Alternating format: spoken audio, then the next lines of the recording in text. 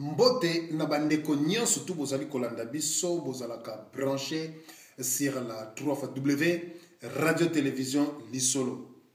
Ezali toujours yabino DSV Diana sur le photo de Wuppertal moto toujours na kati ya bato. Lelo sangonini oyo na memeli bino. Na banzi likambu ya Rex Kazadi oyo akei na kati na Kinshasa. Mokili mobimba etelemi pona Rex Kazadi. Pona ngai DSV Diana sur le foot de Wuppertal. Ngai nazali neloko ya koloba te nde na koloba Rex félicitations ndenge okei mobile azalaka nde bongo. Pona nini nalobi na Rex félicitations parce que azali mobali azali mwasi te. Pe na koyebisa bandeko nanga ba congolais pe ba congolaise. Balisolo pe balisoloise.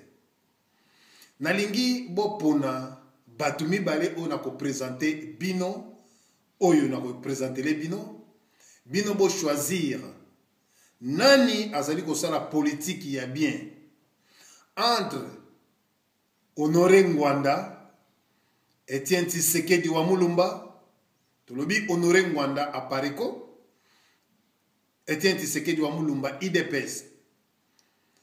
Nalingi bandeko bozali kolanda bo tirer attention. Na kati ya batu mibale wana nani azali kosala politique ya bien pe nani azali kosala politique ya mensonge ya kokosa ba congolais. Alors na batata oyo mibale na cheli bino Honoré Ngwanda pe Etienne Tshisekedi wa Mulumba na politique ya IDPS pe na politique ya Pariko ba politicien mibale batata oyo mibale soki baza kosala politique ya bien ba langage na bango bolandaki ba promesse belé ya Monsieur Etienne Tshisekedi wa Mulumba bolandi ba promesse ebele ya Honoré Ngwanda.